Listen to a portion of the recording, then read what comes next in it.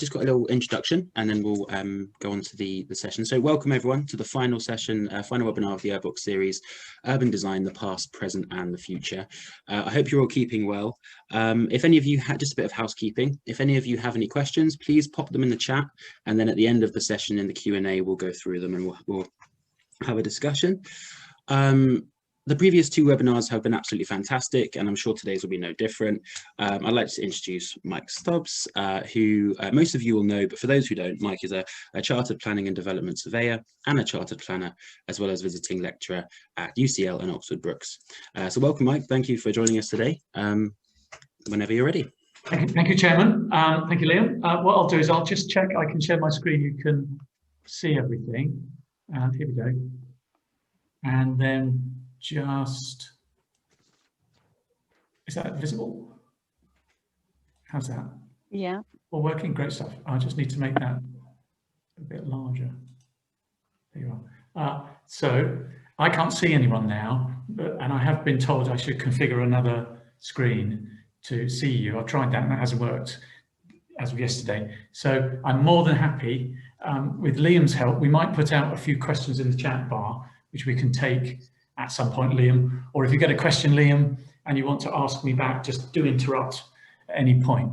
So for my presentation, I've been asked to look at biodiversity, climate change, a few other things, and I thought I'd talk about some work I've been involved in. And as it's a Friday afternoon, and the Committee on Climate Change do suggest Fridays are for thinking about the climate, so I'm not quite sure what that manifests as, but on a Friday we could have a discussion. I'll put out some points for us to discuss. Hopefully not sufficiently controversial that they'd be too problematic for us, but there's some issues about behavioural change and lifestyle and so forth on the second half. So the first half, bit of biodiversity, and the second half, looking at climate change.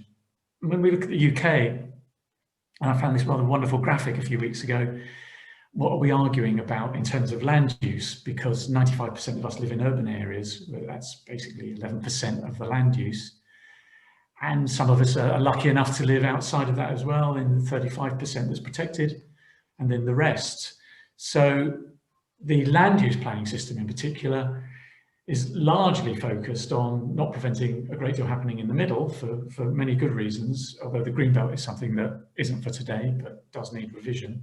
I might touch a little bit on it. And mostly focuses its energies on the left-hand graphic.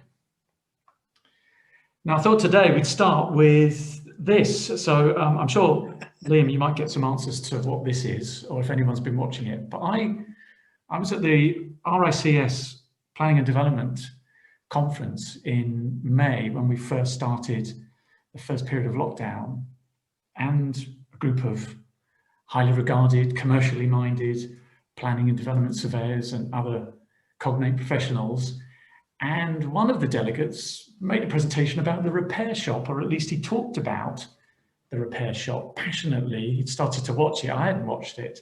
And it was really about the rebalancing of values in society and how things are changing so dramatically, and whether what we're going through at the moment means that when we come out the other side, certain trends will be accelerated or there'll be new trends. And biodiversity and climate fit into that. So this is to remind me that quite a lot of our values are changing, and I do believe that in terms of biodiversity, for the first part, government policy really is starting to shift on that and to change. And so that was just to open up, because if we went to Broad Street back in the beginning of the first lockdown, that is a genuine photograph of Broad Street provided for some of the first year students I was with yesterday on UDP by Debbie Dance from the Oxford Preservation Trust.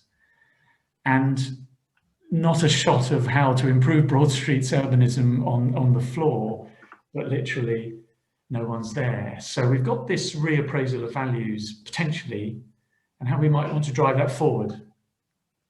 So I thought, Liam, if anyone knows, let's put in the chat bar, what is the species on the right, you're very welcome. What is the relevance to what's happening on the left? Well, on the right, and do say out, shout out, Liam, if anyone mentions it, we have the Dartford warbler. And the Dartford warbler is an unusual bird in that it nests on the ground. Unfortunate for it, and it nests on the ground in lowland heathland environments, which is predominantly southern England, parts of Spain and parts of Western France. And it's here in Britain, its population has massively declined from the 1960s. Now I mention it, I'm going to talk about what's happening on the left a bit later on. You might be amazed and amused to find that you can find a website called powerstations.uk, and that is the Drax power station in Yorkshire, which I'm going to talk about in the second part.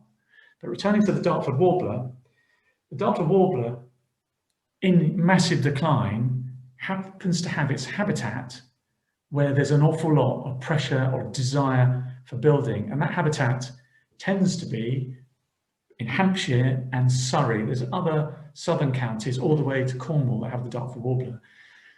But this is perhaps the origination hotspot of it, when these were originally, parts of these landscapes, more to the south, were royal hunting forests under Henry VIII in particular. But with the progress of time and development, the habitats have become reduced. So back in 2004-05, I started getting involved in this at the time when I was working for the National Trust on the policies that were being putting out. You may be familiar with something here called the Thames Basins Heath. And that is a special protection area, the heathland, which gives rise to 3 forms of ground nesting bird habitat. Now, with urban populations or with housing being required, and it is, but with housing being built near to it, there is a temptation, there is a reality that people will maybe in leafy Surrey throw the Labradors in the back of the Volvo and drive to the best habitat they can get to walk, as people now need and demand and exercise in more tranquil landscapes to escape from some of the issues and to maintain our mental health and so forth. But here at the time in 2004, 2005, the big argument was, if we're going to have all this housing, we're going to have a special protection area for the Dartford warbler and the other 2 species of ground nesting birds. So there took place then an enormous planning, not a row, but a big planning discussion about the Thames Basin Heath Special Protection Area. And the upshot of that, and it was about 5 years in the planning implementation pipeline, what came out of it, you can see in the purple text, was alternative green space. They call it green space on your doorstep here, but it's actually, in planning technical speak, if we have such a thing, a SANG, a site of alternative natural green space, so that you would be more than likely, if you live in those localities, to walk your dog or simply walk yourself or your family on the land in purple and not go to the habitat, the specially protected European habitat. And that made me think for this presentation, and that was the beginning of something then of a tilt. Our biodiversity has been in decline since the Second World War, and the government have become aware and realizing that, in that how the planning system is a massive, if not the key driver of the change for this. But this is happening in before. What we now have coming through is the Environment Bill. And the Environment Bill has been stalled in Parliament, but I'm cheered and heartened by the fact that it's now getting to report stage, so that's the R under House of Commons, so that after its 3rd reading, it hopefully will trip through the House of Lords fairly quickly and get royal assent, and that would bring the Environment Act in 2021, this year. Stalled a bit for obvious reasons towards the autumn of last year, but the Environment Act is much awaited by this sector because it will bring in biodiversity net gain into the planning system as a legal requirement. So the tipping point, the tilting point for protection of biodiversity does come with this legislation, which is much anticipated. There's other things happening too. There's a possibility in the next few years, there will be a designation review coming up next year. There's a possibility that the Chilterns, which are very close to Oxford, will become a national park. And that was in the Gower review. And also, we shouldn't take our eyes off the fact that Sapatha Dasgupta did a Cambridge economist, I think he is, he could be an ecologist, but I think he's an economist, did a report on the economics of biodiversity, and that was reported to government on the 2nd of February this year, this month. And there's a big push now towards a reappraisal of biodiversity, what it means to what in Dasgupta's report would be called ecosystem services, how we as humans depend upon our ecosystems for our survival, and that links into climate change. It's not something disconnected from us. So this is a big deal for the sector. So if I take you now to Burnham Beeches, and we probably have to jump in a coach from Oxford and drive somewhere, or maybe get the train and be picked up at Taplow, but just the other side of Slough between Taplow and Beaconsfield. You may know Beaconsfield from the M40 corridor. Sitting between there is 1,285 hectares, I checked this morning, of special area of conservation. So this is the Chilterns Beechwoods. Now the Chilterns Beechwoods, or to give it its proper title, Asperophagetum, is one of a rare European habitat of dense beech forest. You may know it if you've seen quite a lot of pinewood films. Pinewood built historically quite close to it, probably the name indicates the landscape. The famous Robin Hood, made many years ago probably, was filmed there, but lots of other filming takes place there to replicate other places. But what does also take place is with housing pressure, with recreational pressure and recreational need, more people will recreate in these European protected habitats. You cannot blame them for that, and therefore what you want to do is embrace them and bring them in a relatively controlled way so that they can stick to certain paths, that there's interpretation, there's ranger management and all these things. But that has to be paid for.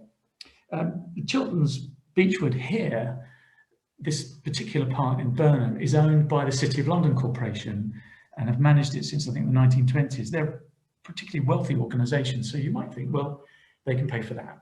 But the planning system is now tilting. So South Bucks District Council, sorry, it's not a great graphic, so you can sit back from the screen, pixelate your eyes on it, but South Bucks District Council, the local authority, introduced the end of last year and got it approved, a supplementary planning document for Burnham Beeches special area of conservation. And that is, as you're looking, the area in yellow in the centre. And the planning policy here, which wasn't exactly hard fought over, but other things might happen had we not had the Environment Bill coming, an Environment Act to the Environment Bill, has a red line, which is a complete exclusion zone around it of some 500 metres that you will not have any new housing within it. But then the wider line is the more interesting one for you today. And there's going to be, I'm going to take this into an urban design dimension quite quickly, because in that wider line, which is from memory 5.7 kilometres, and that captures Beaconsfield, which you may be familiar with to the top northeast. That is an area within which you can have housing, but you've got to have mitigation to try and prevent people from either coming to this landscape, or if they come to this landscape, to mitigate their impact. So that's twofold. A developer proposing housing within the wider line will either be required to pay for some of that mitigation, or to provide it within their scheme so that people have less of a need to travel. And you might want to say in our chat later on, well, under behavioural change, how can we force people to behave this way? But if it's a twofold sort of prong, really. But people, from some scientific work that DEFRA have been doing some studies, and they do an awful lot of attitudinal studies on this, suggest that this will work. So if we go up to the M40 corridor, and we go to Beaconsfield, which is just within, I think, the second most expensive market town in southern England, along with St Albans, for property prices. But if you go there, keep your eye on that rather large roundabout as we go through the next few slides to get your orientation. Wilton Park is being redeveloped. Wilton Park was the Ministry of Defence language school for the military who have relocated. And so Defence Estates, the government's of the military defence agency, are selling it off, and they've sold it off for housing. So it's got a network of buildings within it, and you can see the red line of the site, which is shown a bit more clearly there with the existing fabric of buildings. But to put the housing within it, which is some 500-600 units, you have a habitat around, of course, but the requirement for the planning application that's been going through on this site is that the developer can either pay towards the mitigation of Burnham Beeches, and that in itself would pay for, as I was mentioning, a careful control for visitors. It wouldn't prevent you visiting, but it would help maintain the biodiversity balance when you visit. Or here, and some of the areas here would be potentially rewilded, and these areas here, which are already well treed within the site and even potentially outside of the site, are paid for by the developer here. So the SANG idea, this is Sites of Alternative Natural Green Space, will affect the layout of relatively urban schemes, because developers may be quite ready to incorporate that within their scheme if they're not paying for it to be commuted or off site.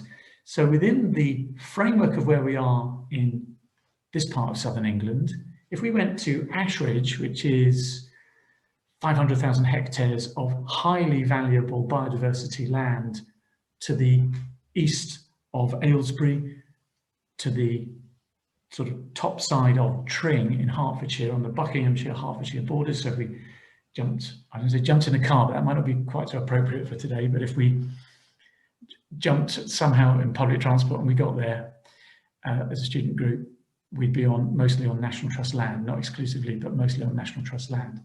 Alderbury Knowles that you're looking at is a site of special scientific interest, but there's also special areas of conservation and special protection areas.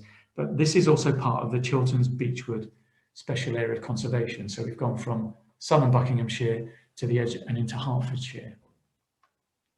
And the landscape is magnificent. The landscape sits on the escarpment of the Chiltern Hills, overlooking the clay vale of Aylesbury.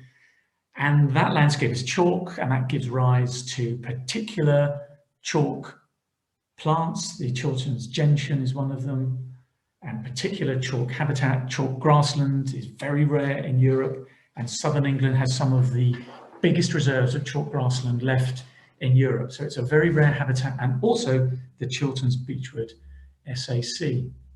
Well, of course, having worked on some projects here in the past, it's much valued. It's, I should say, free to access, free to park. That may change, but you don't need to be a member of the National Trust to go there. So it has to be run for them to at least cover their costs, and they do that through a whole number of things, including, you'd be amazed to hear, filming. Something like 30 movies every year are filmed here.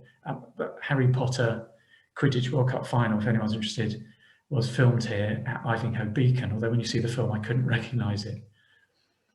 And it's got areas like the Golden Valley. In fact, I think there's a film there called Stardust or Starburst that was filmed in the Golden Valley.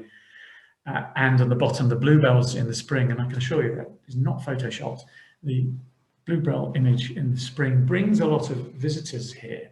But of course, you're then got to be careful how you manage those visitors. And some of the habitat, through the trampling that we would understandably do, people going away from the routes, and people occasionally having summer barbecues in the landscape, which would be disastrous, has to be managed. But there's also the pressure of having new housing, but there's good and bad, because we have to have new housing. So Decorum, which is the local authority in the southwest of Hertfordshire, Decorum, and that's the boundary you're looking at in purple on the edge of the plan, and the special area of conservation is the sort of slate blue right in the middle, and that's about 500,000 hectares. Large sections, all linked. Two things you want to do in biodiversity is you want to link your habitat to the wider habitat. So this area of SAC links down to High Wycombe, links then down to jump across the M40 at one point all the way down to around Slough. So it's a big European habitat, highly protected. But what Decorum are doing in their local plan, which is out for public consultation now, I think it closes on Monday, and they're putting out a special policy on managing the visitor pressures, so that if the new housing is built within that 3-kilometre buffer of the special area of conservation, there will be the need for mitigation. And that mitigation will have an effect on layout of the schemes, or will have effect on the wider impact through mitigation payments. So we're entering into a new kind of tilt here, and these authorities, that being Decorum and South Buckinghamshire, now Buckinghamshire, are looking at a new way of thinking. They're ahead of the legislation. The legislation's yet to come. And you may think, and you'd be right to think, well, I'm familiar with schemes like this. I don't know, Liam, if anyone wants to quickly put in the chat bar where they think this is. You're very welcome. And do shout it back if you get it. But this is a SUD system, so Sustainable Urban Drainage System, much celebrated in an extension of Northampton a few years ago now. But we're not so much talking about the SUD system, which is obviously controlling the surface water, the water table and rainwater events, but creating not just habitat, but also creating a sort of spatial arrangement around it. We're not just looking at that, we're also looking at things like wider recreation in the landscape paid for through development. And this is not entirely new, because the Parks Trust, which is Milton Keynes, was set up on the endowment money when Milton Keynes was largely not quite finished, but mid-late project in the 1990s.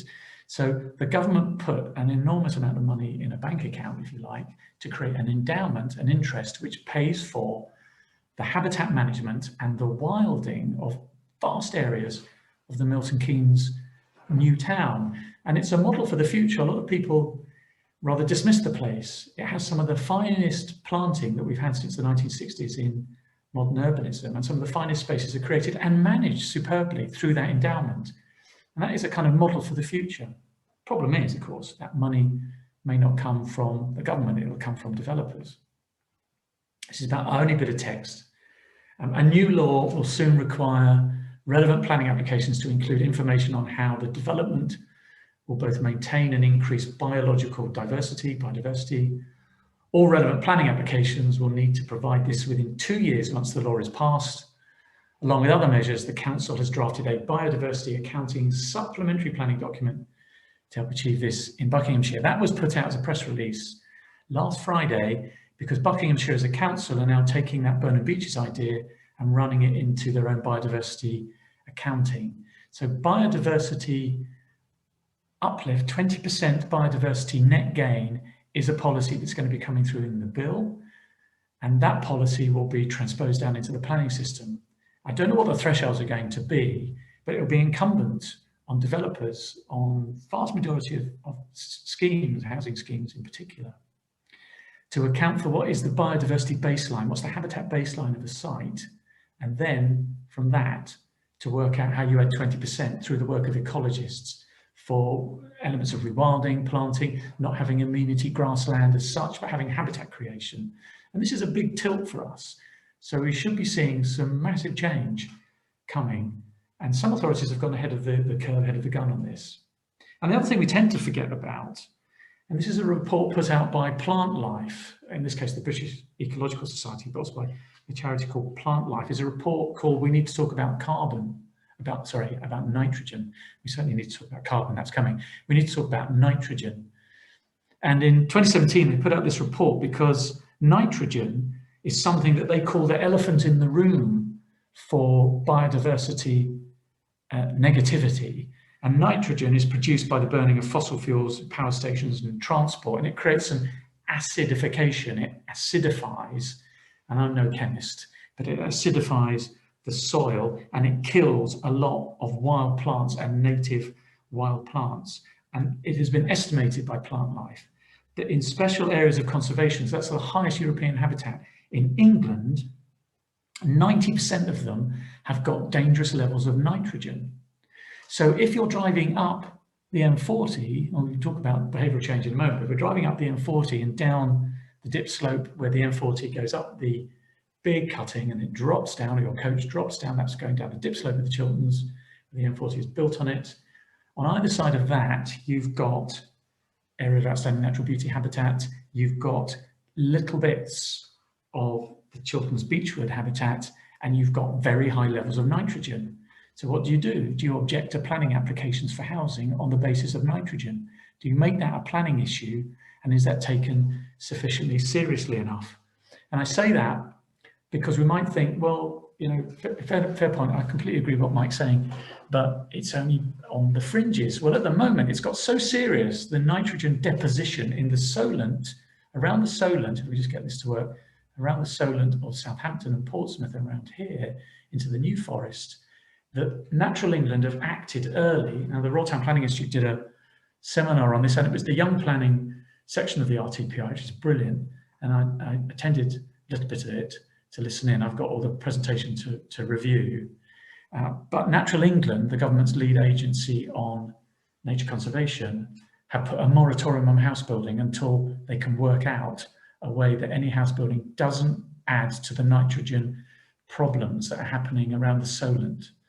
And so this is a real issue now. So Natural England have moved in, it's seen as groundbreaking, and obviously everyone's scrambling for cover to work out how we get out of this. What if that becomes a much bigger deal in the planning system? So that's really where we are with my take on biodiversity. So the thing to look out for, really, I think, for the society is to look out for is the Environment Bill coming in anytime near soon, and in your project work to look at biodiversity net gain. And we would be calculating it, ecologists would be calculating it, but planning authorities would need to be assured it's happening. And I would imagine there's a big uplift for the sector to employ ecologists on both sides to agree this. And the planning system is invested with delivering this, and government does appear, with Das Gupta's report too, to be pushing quite hard. So second quick half of today, I hope I'm okay on time. Second quick half of today is climate change. We can link climate change to biodiversity. Of course we can, because we have neglected our biodiversity terribly for many, many years. But when we look at climate change, and this is the only other bit of text for you, how much importance do we give carbon in the planning system and the production of carbon in the planning system? And just checking a couple of quick stats for you for this presentation. The UK produces 354 million tonnes of carbon dioxide every year. That's 41% less than we did in 1990. So a quick mathematical whiz in the room, we could work out how long it's going to take us on that trajectory to meet our 2050 carbon neutral target. Can't do that in my head. The UK produces 1.1% of all global carbon, and that renders us 16th in the world on carbon production. But within that, 87% of all our carbon produced in the UK is the burning of fossil fuels. And on top of that 87% of burning fossil fuels, 4% is producing cement. That's an amazing statistic.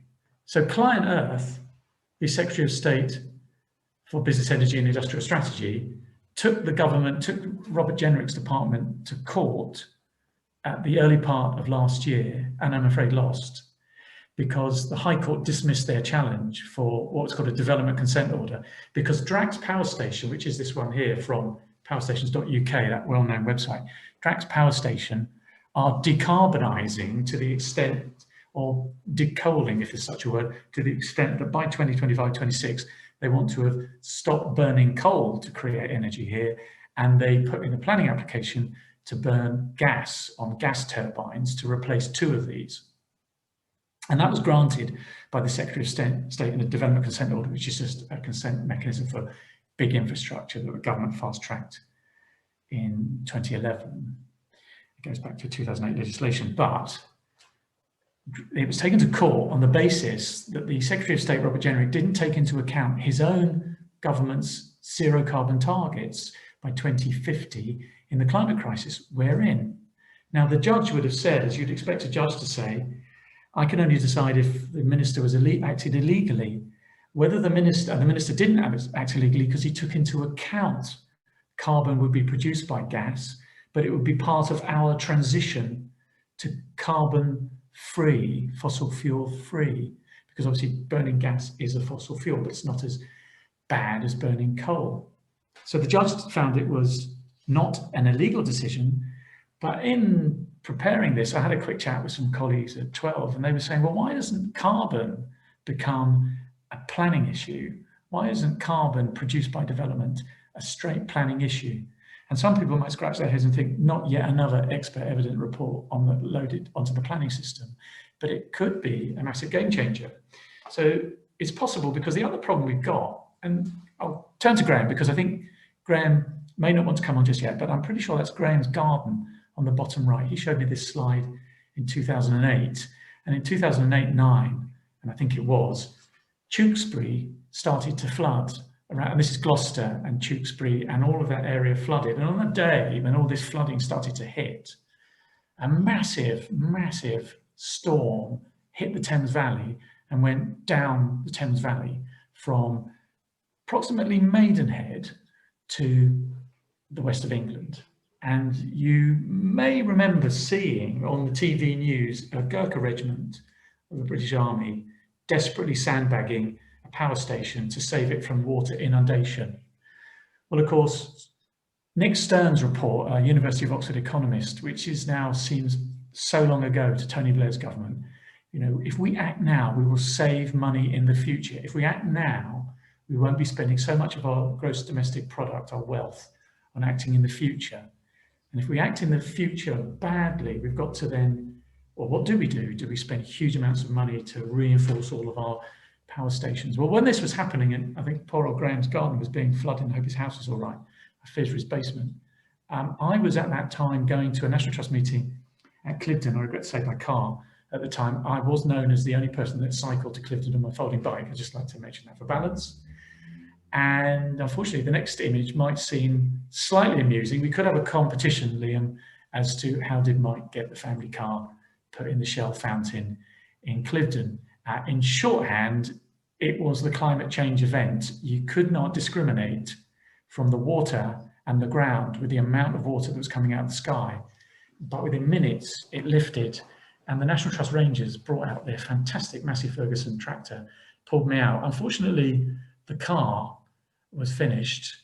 It wasn't worth a great deal, but it was worth a great deal intrinsically because it was the first day of the school summer holidays and my children were about 10 and 8 at the time. And you can imagine no one was best pleased about that.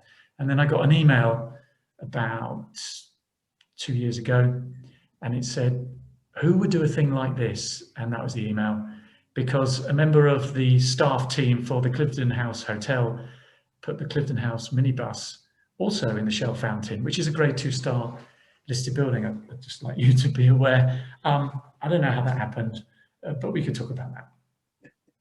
So if we turn to buildings, if we look at our carbon production and we look at energy in buildings, broadly speaking, our built environment, the buildings that we build, are producing the carbon, and especially if they're produced from cement. Now, you might say to me, well, no one's expecting the Bloomberg building to be built of wood, are they? And I'm happy with that. And we should discuss that, definitely. But if we look at the Bloomberg building, I found you a fantastic statistic. It's a wonderful piece of architecture by, is it Foster or not? Not sure, or Rogers. I'm sure one of the audience will be able to help us with that.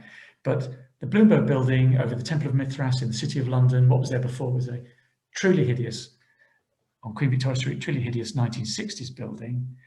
And it's very sustainable in its use. The heating and the cooling of the building is hugely sustainable, because if you think about it, the heating and cooling of buildings is one of our big fossil fuel burners in society. Some fantastic statistic, like 35% of all of our carbon is the heating and cooling of buildings, because we're still largely dependent on it. But this building is not. This building is almost, I think, carbon zero. I think it's probably zero. It doesn't produce carbon in the heating and cooling. But to make that building used 15,500 tons of steel.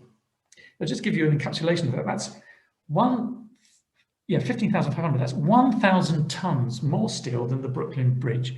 And the weight of it in steel is twice the weight of the Eiffel Tower. So in the Architectural Journal at the time, somebody wrote, to call this building sustainable is beyond ridiculous. So you've got to start thinking about the complexity of how we're making and then heating and cooling our buildings. So we end up, and this was discussed 2 weeks ago at your excellent session 2 weeks ago. This is Chalgrove, and Chalgrove is I assume, well, not a former airfield, maybe it was, but the Martin Bayfield, is it? They make ejector seats here, and they use this to bring in and to test. It's owned by Homes England, and Homes England wants to put 3,500 homes on it, and it's been approved by the South Oxfordshire local plan, which is subject to a bit of legal action at the moment on the review of the Greenbelt around Oxford and taking those sites, but that would be for the courts. As far as the planning system is concerned, it's gone through the pipeline. So we've got to think about sustainability on that, because the developer here is committed through a legal agreement to run a bus every 15 minutes to Oxford for, well, 70 years, the legal agreement would lock them into, or to run a minibus or a bus to Milton Park and Didcot every half an hour. And so you've got to start to ask yourself the question, yeah, the people who live there going to get on the bus? And we might want to discuss that. And the reason for that, and the importance of that, is behavioural change, because you need people to behave differently. Now, I rather like this slide, and it's one I found myself, it's not one of Graham's wonderful slides, and Graham's slides really are great, but unless Graham tells me otherwise in the feedback session that I have got it wrong, it is one of his. And this is Copenhagen, and in Copenhagen, in Denmark, there's a great deal more cycling as you get in continental Europe than you do here. We can question why in a moment, and we can talk about that. And when I used this, I had a terrifying session to talk at the Oxford Uni MSc in Sustainable Urban Development a few years ago, and one of the delegates said they don't look very happy, which I've always remembered. So they might not be happy, but they might be inwardly cheered up on matters of behavioural change, because we've got to shift in our society. Happy to discuss it, how we heat and cool our buildings, how we build our buildings, how we protect our biodiversity, but also how we behave. And that is often sometimes lost. So there was some work by the Environmental Change Unit at Oxford Uni 2018 by, I think it's pronounced Eyre and Killip, K-I-L-L-I-P. And the quote I've got for you from their work, which was, "We must change the way energy is used in buildings and the role of public attitudes with a shift in thinking with a focus on transport choice." So they argued we decarbonize our energy supply and we shift our travel, sorry, turned you off there, and we shift our travel choices.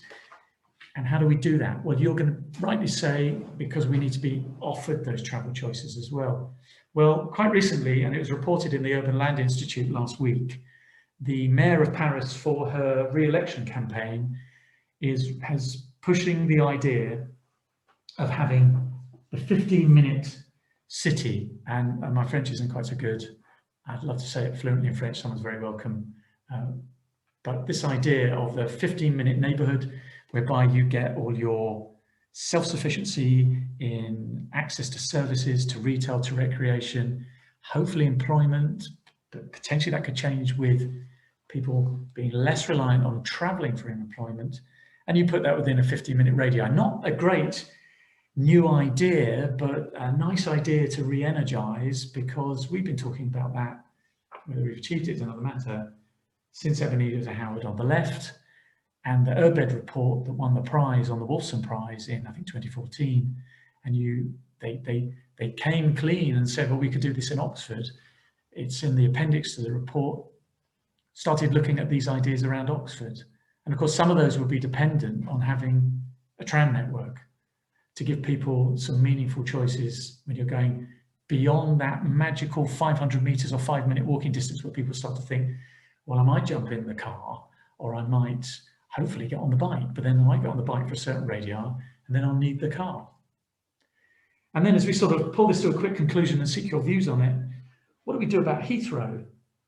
So Heathrow has been bounced around in the courts, in the planning court, and now in the Supreme Court. In the planning court, and I remember it was this time last year, it was the 27th of February last year. I can remember actually being in a packed-in student room, and that just seems so long ago now, but Heathrow decision came through, and I got it reported on my phone that Keith Lindblom, Lord Justice Lindblom, in the planning court had, the court of, was that the Court of Appeal? Forgive me, I think it's a planning court, which is like the division of the High Court, quashed and threw out Heathrow's planning application because or rather the government's policy on it they threw out, because the government hadn't considered Paris and the Conference of the Parties COP21 in their decision. And then the Supreme Court reversed that. These are arguments of planning law, I know, but within the red line, what are we going to do with Heathrow? So 98% Heathrow uses pre-pandemic, 98% of its planning permission, which is 480,000 vehicular movements, traffic movements every year. If it gets its third runway, and just look how sensitive the environment is to the right, you've got, notwithstanding heritage buildings, and floodplain zone 2 into zone 3, which you should not be building on.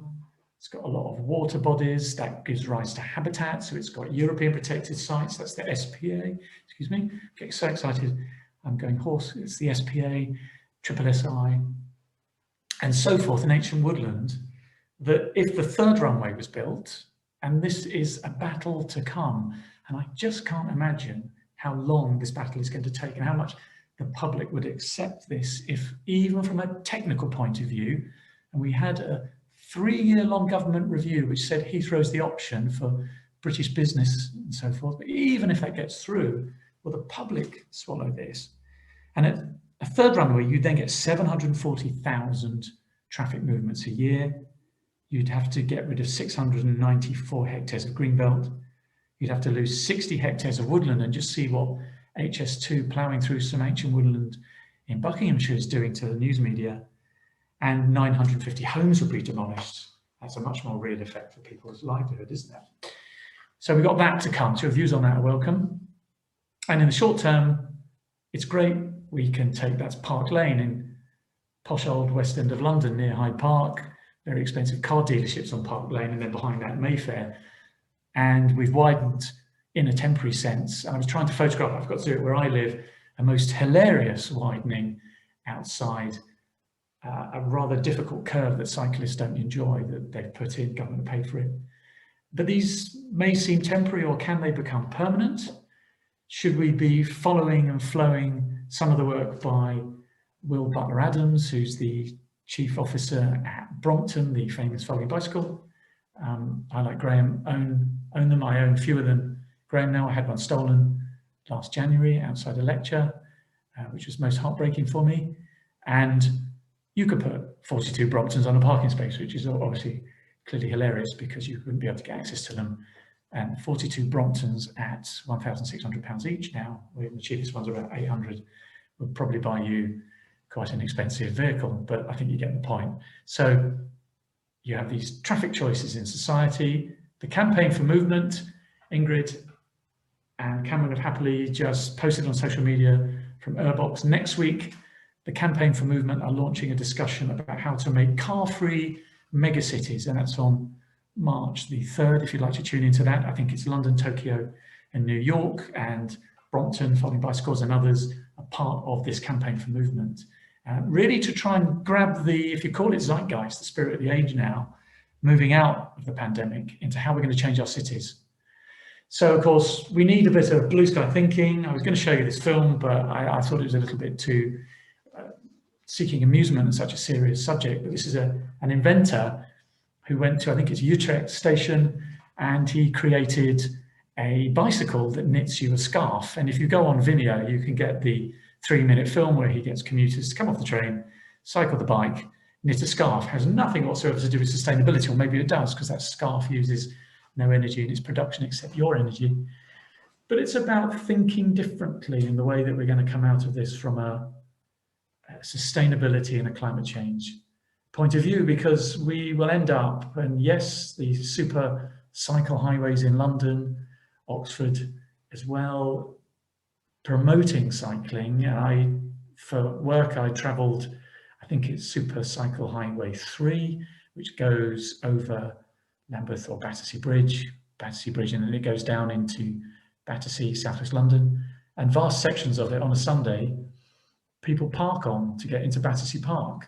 And then you have those terrible incidences of the near miss where someone opens their door on your push bike. So we still seem to be very far behind. I'd welcome your thoughts on whether the cyclist should be curbed in. It strikes me as pretty straightforward, and their road space is lost to the vehicle. And that could be something that's going to happen. And when you think at the beginning of the first lockdown, you took your bike to be repaired, there was a massive queue, you wanted to buy a bike. I didn't, but I was having a chat with Warlands on Botley Road. Andy and Steve, wonderful to pop in and have a chat with occasionally, really great people. And they said, well, if you want to get a Brompton now, you've got a 4-month waiting list because everyone's cycling again. And then, of course, we can look at design, and the, not quite a biomass boiler in Denmark. Again, this could be Copenhagen, but the city that wants to be the first carbon neutral city by 2024-25, they've got a plan published. When they produce a plant to burn waste to create energy, they put a artificial ski slope on the roof and create a public park out of it so that people get an amenity like this. You can also get that on Vimeo. And it's perhaps thinking differently about how we look about the climate, how you bring people along with you on this notion of behavioural change. And again, Liam, more than happy, I don't want to overrun my time now, but Liam, more than happy if perhaps I tell everyone, I was going to ask you where this is and where a big event is going to come quite soon in November. And of course, it's Charles Rennie Mackintosh's Glasgow School of Art in the most wonderful Art Nouveau. Terrible fire, then another terrible fire in this grade 1 or grade A in Scotland, listed building, heartbreaking. However, COP26, the Conference of the Parties, 26 takes place in November, and Britain with Italy, and I'm not so sure, they're not branding Italy, they need to make it a joint COP26. And just down the road, if we had a chance to work out how far is it from Glasgow to Cumbria, because we have this idea of uniting the world to tackle climate change, having tighter policies than Paris COP21, which was really committing to capping carbon and capping temperature rise to no more than 2 degrees Celsius or 1.5 degrees Celsius because of all the climatic changes that that's going to cause. And we're a big part of that debate in our sector. And then just down the road in Cumbria, we have the horror of a deep coal mine. This is just an image of it from the BBC, and I'm not sure if it's been granted planning or it's going back and forth at Cumbria County Council. It had a recommendation. There's the classic dilemma for society. It creates employment, and Whitehaven nearby is very depressed on employment and needs help. So it creates employment, but the Committee on Climate Change, who was set up as an independent committee by government after the 2008 Climate Change Act to report on how we're doing on carbon reduction, carbon plans for the government, they wrote, John Selwyn Gummer, or Lord Debon now, the chairman, wrote to the Secretary of State and basically said, do not grant this planning, because the Secretary of State has the power to pull it in for his determination. A government minister can do that. And for once, if the government minister pulled that away from Cumbria, from the county council, and rejected it on carbon grounds, that would be a completely new sphere. But as it is, we could end up here with something that's going to be producing more carbon on its own in burning of coal by 2050 than all the remaining surface coal extraction that takes place in the whole of the UK. It's quite a staggering figure. I've got the figure here somewhere, which I can't find momentarily off the top of my head because I'm not brilliant at statistics. We're nearly there. Because when we look, this is the last slide I think, when we look at big institutions like, and this is British Land, who are a commercial real estate corporation, this isn't looking at carbon, but this is looking at their strategic plan on sustainability, although sustainability and carbon do go together, I accept, in terms of how their new buildings are greener for shorthand. But they came across here, if you look at the bottom axis of that slide, with radical, and they came on the top axis, my X and my Y get confused, with long term. So what you've got to do with climate change policy with planning is to start looking at radical short into long term. And how you're going to do that will be making carbon part of the planning system so that the planning system could start legitimately rejecting planning applications on that basis. And just as I finish and conclude, I'll leave you with a quick thought that somebody said to me a couple of weeks ago, the most sustainable building is the building that's already built. So when we're knocking down buildings and demolishing buildings to put up replacement buildings, we've lost all that embodied energy, we've destroyed all of that to create new energy to build the new buildings. And yet at the moment, we don't seem to be accommodating that in the planning system. So we've ended up, as I finish with, I'll just come back to you now, we've ended up with biodiversity going in the right direction, as I see it in the next few years, and carbon in the planning system stalling and not going in the right direction. Thank you very much. That's everything from me for the moment.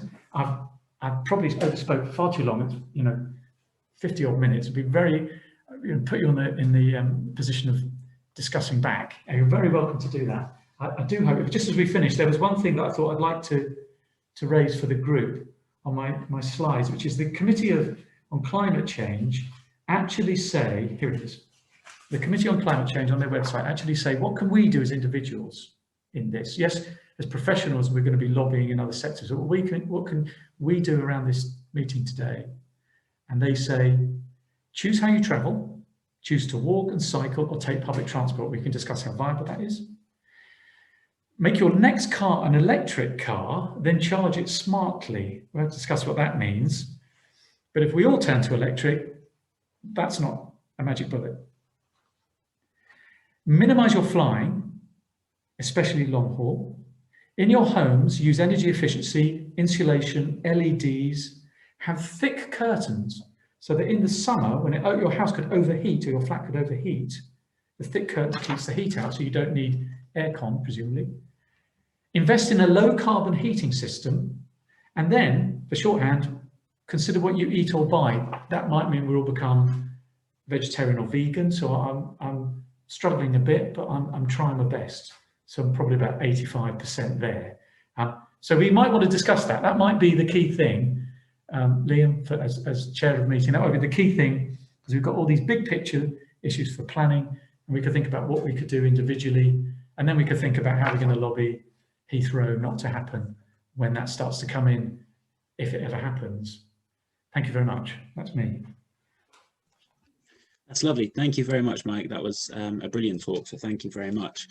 I'm just going to go through the comments that people have put into the chat, and then we'll go through for a group discussion if anyone wants to make any points on top of it. So first question that I can see is Ingrid. Ingrid, do you want to read out your question? Yeah, I can do. It was just about whether you think current UK planning policy is doing enough to tackle climate change, and if not, why? And then also, do you think that viability is like a key issue with the lack of implementation of mitigation and adaptation measures in new and existing developments?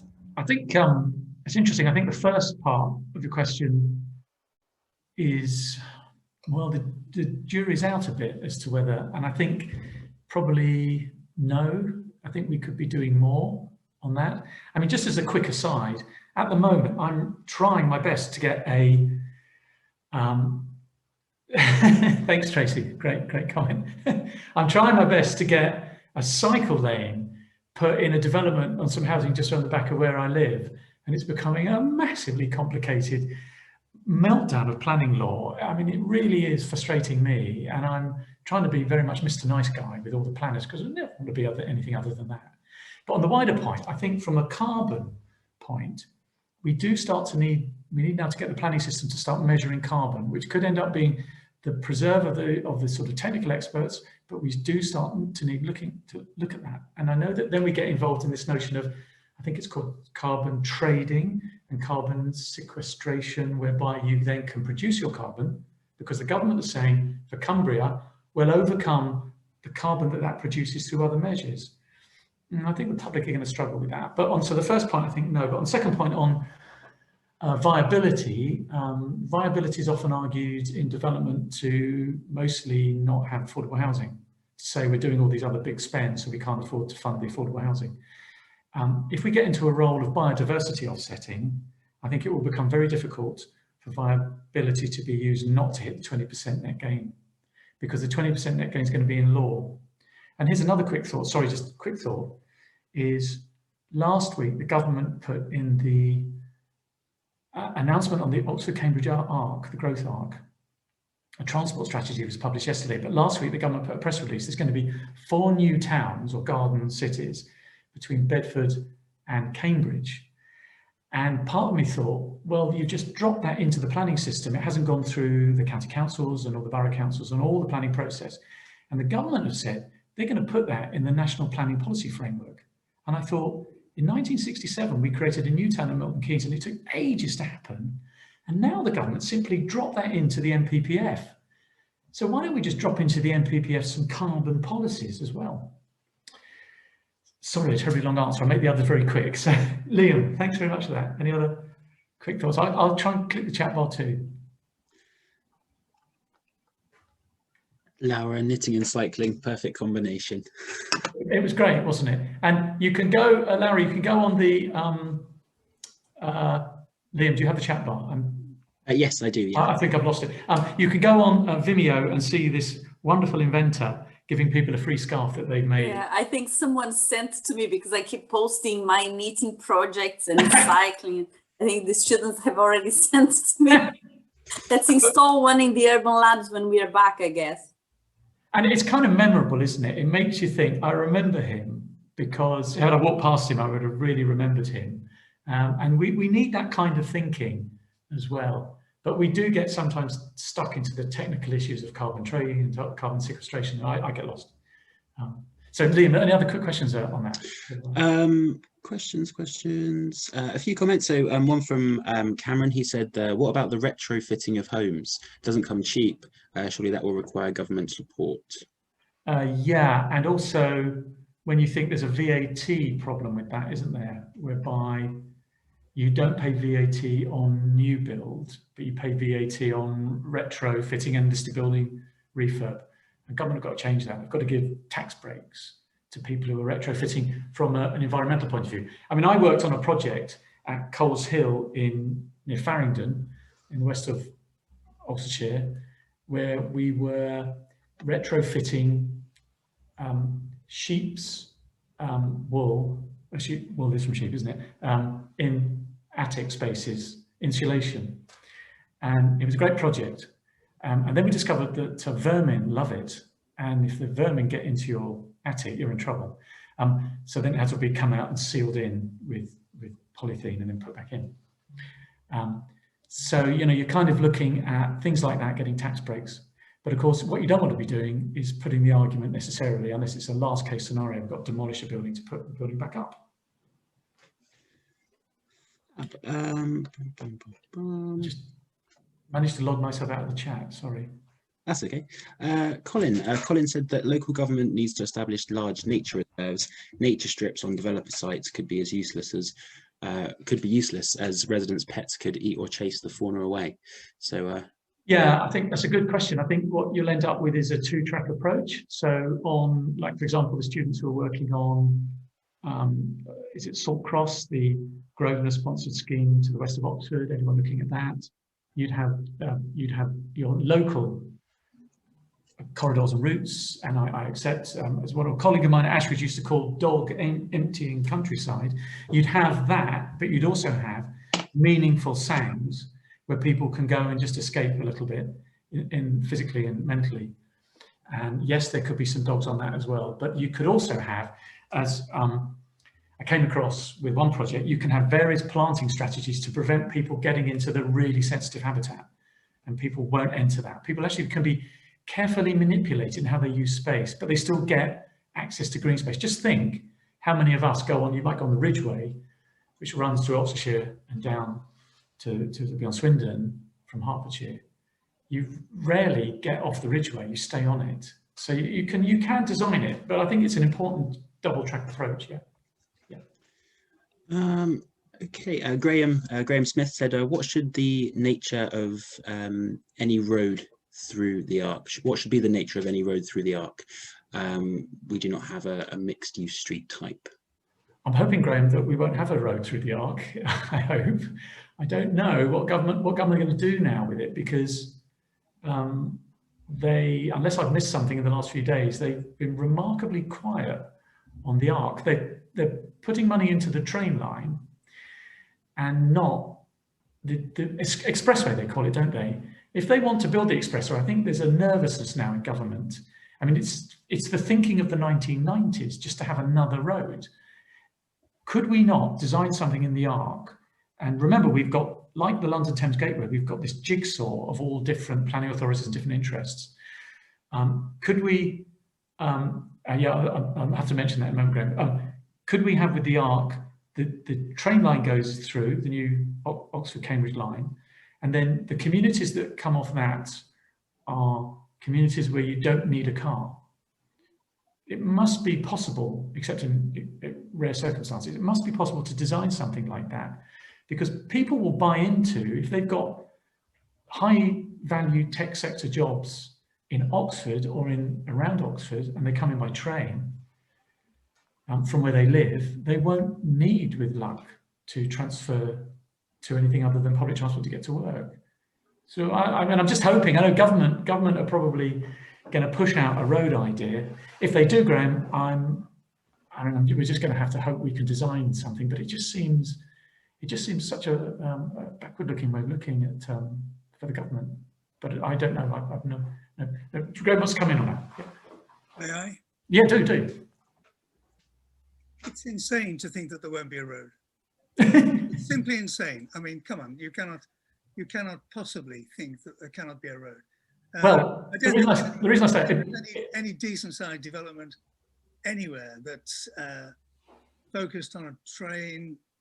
Of course, in England, you can't get Network Rail to think about development and allowing people to build stations on main lines anyway, can you? No. But I mean, even Houghton in Utrecht, which is possibly the most, I'd like to know if there are any better ones, in the Western world, possibly the best version of a urban development, new urban development, where massive percentage of journeys are captured by rail and by bike and by walking.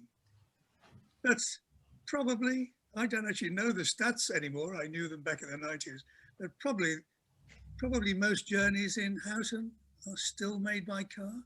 The Dutch own as many cars as we do.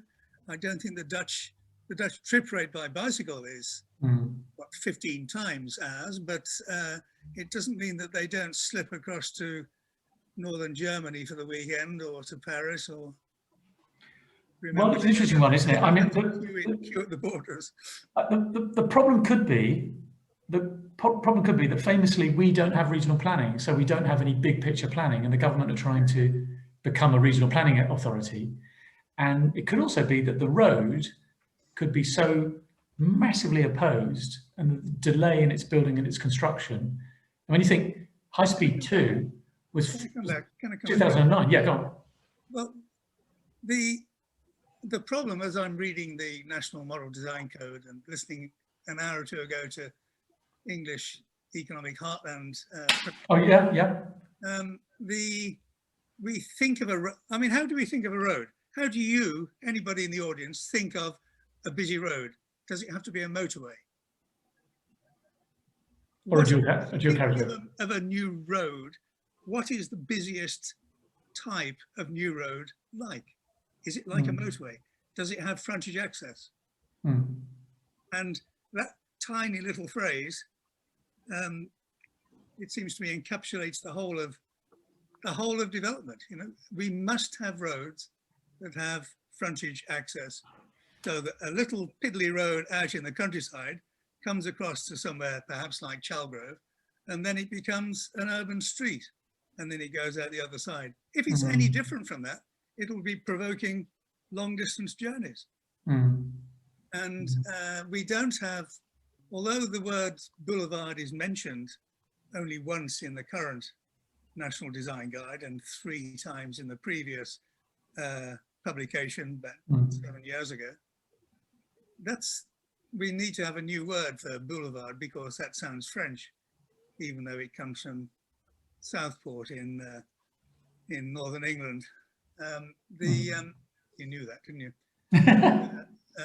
We need to have a mixed-use street type that allows a country road to go into a village or to go into a town or to go into a city and still carry traffic but have frontage access. And if it's a very busy road, then it needs to have service roads at the side, which can have frontage facing buildings. And those frontage facing buildings could be the location of all the things that happen on main streets. I recoil from using the word shopping, but shopping, you know, where else is accessible to most people? Harmonized. You want to make it a piece of urbanism where it is urbanism, it's attractive. And yeah, absolutely. I can understand the point you're raising.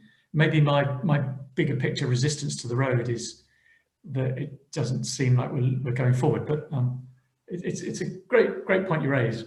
You know, if we avoid, if we hide behind resistance to a road, well, you cannot.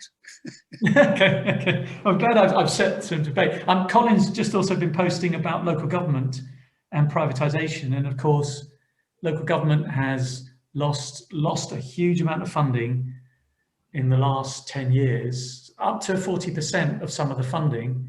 And of course, not for today, but we were talking about building out the housing crisis, and realistically, local authorities are one of the key, if not the key way to deliver that. And we need to have a strong local government. And I don't know, it's not for me for today, but if we were to think beyond where we are now as a society, and now that, I mean, I know in my own family, my wife, who's a planning lawyer, is working in what's called the Helping Hand for Buckinghamshire, where she's on the phone, and Friday afternoons, really difficult. A lot of people at the moment, it's just so upsetting, can't have no food for the weekend. And they're putting their staff to helping that. And I'm just hoping that government, after all of this, will think, well, look, we needed through, you know, things like whether it's track and trace or whether it's door-to-door knocking and helping people. The government have had a filtration of some money down to the local areas, and there may be some thinking back in the centre that we need a strong local authority base, like we did when we came out of you know, the Second War, and there was a big change in society. Could that be another change? But the shorthand, I think, Colin's point about privatisation, you're absolutely right. It's gone too far, and it has to be turned now. But we're going to have more local government, better funded, more resourced, able to become developers again. And you have the madness where Spelthorne Borough Council was so short on funding, they started to invest in property development as if they were a pension fund, and they bought 5 office blocks around Heathrow, and they bought these office blocks because they had long-term rental growth for them, and then COVID came in, and you know, and then authorities like Croydon have had to call in the receivers in local government speak because they have no money to function. This is a madness, but not quite so much for today. But it's a good point. Background is very important. Yeah, sorry. Anyone else? I'm happy if there's any more. Very, very happy. Yeah. I've actually cancelled my 3 o'clock meeting. So. Oh, thank you, Mark. So I think that's it from the comments in the chat, unless I've missed any. Does anybody else have any comments or questions?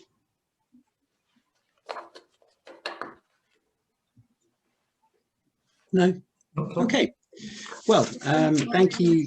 Also, are you students in urban design working on Salt Cross, or what used to be Ancient Garden Village now?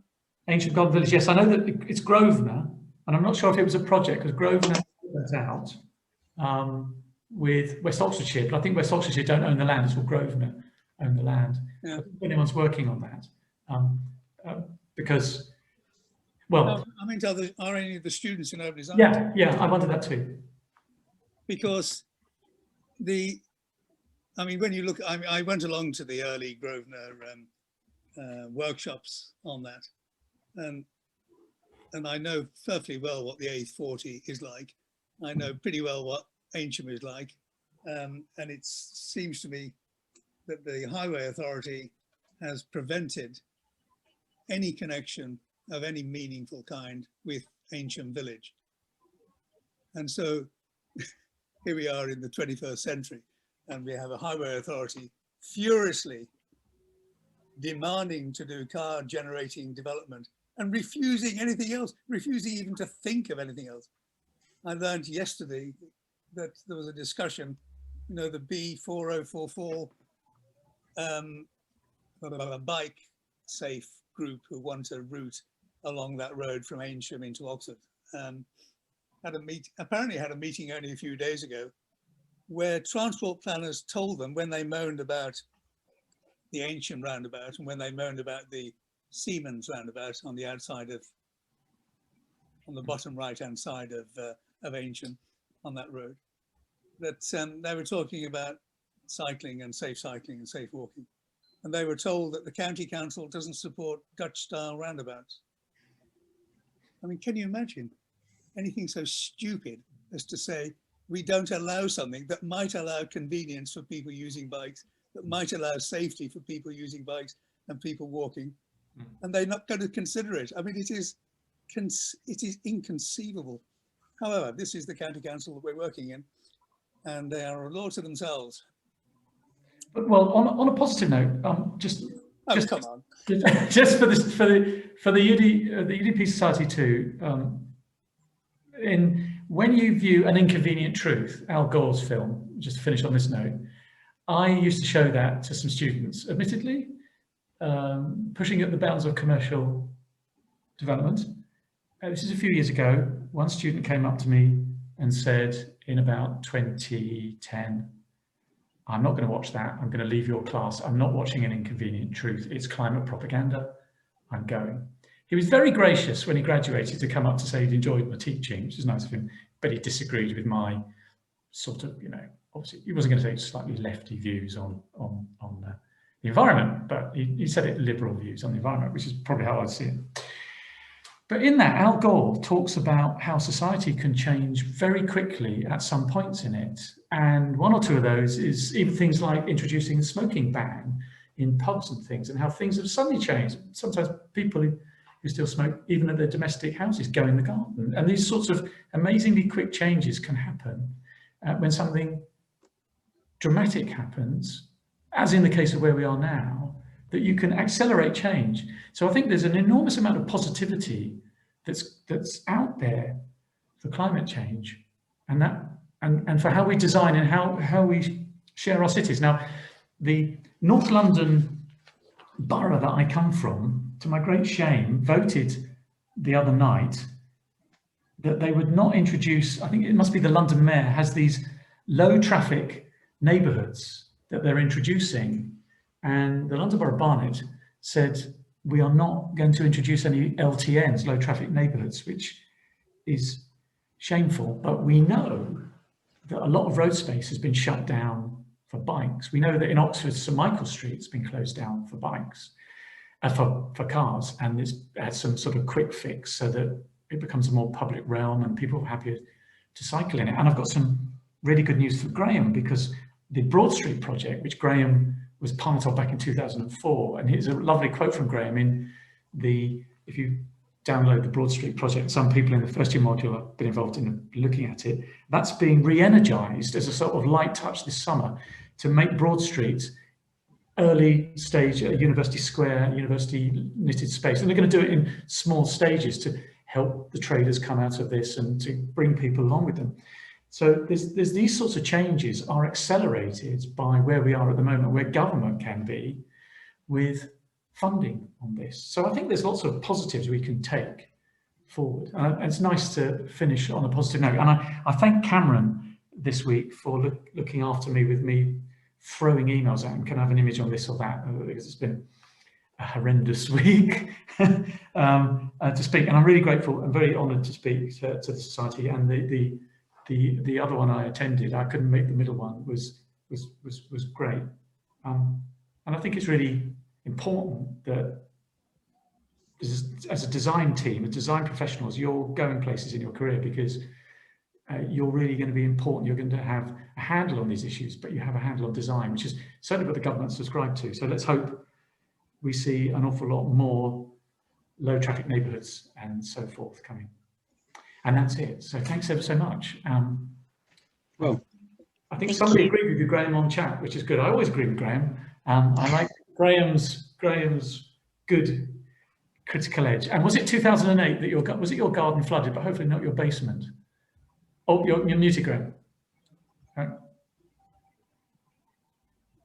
My neighbour's garden flooded. It was the photo taken from my house, and that was slightly at an angle. My basement did flood then, and I then, it's interesting, this flooding issue, because I then got hold of 5,000 quid grant. It was a government grant, and put flood defences in my basement. And in the last two events in the last month, I haven't gone under. I put French drains around and a huge sump and 2 pumps, and pumped groundwater out onto the street.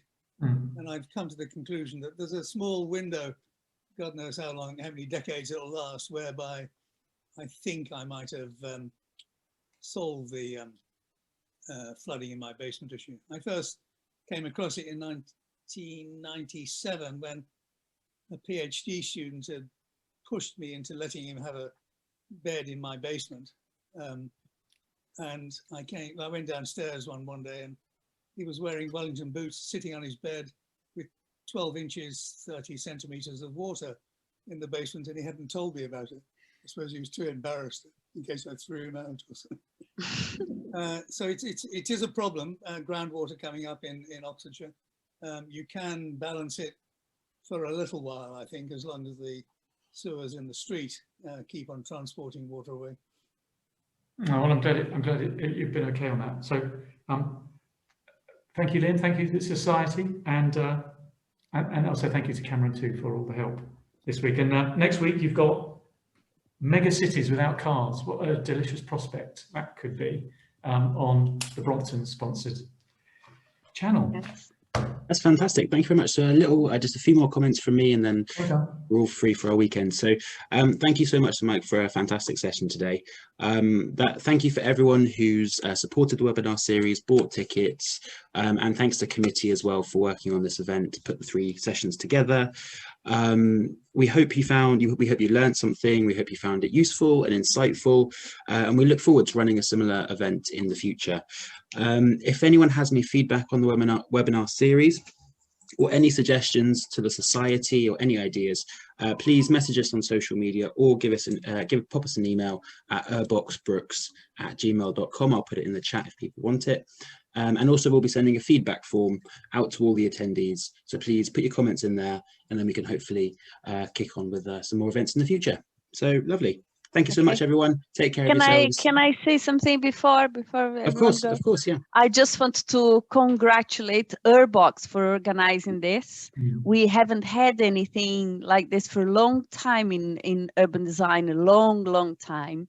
An event of this sort, really bringing really good speakers, addressing things that we are living now, organized by students and purely organized by students. So I think it's, I'm super proud of the work you do. I don't know Graham and Mike and Colin, people who are not from, our little family here now. I don't know if you have seen the website that the Society developed, but it's, if anyone can post in the chat, please, Cameron is the posting man.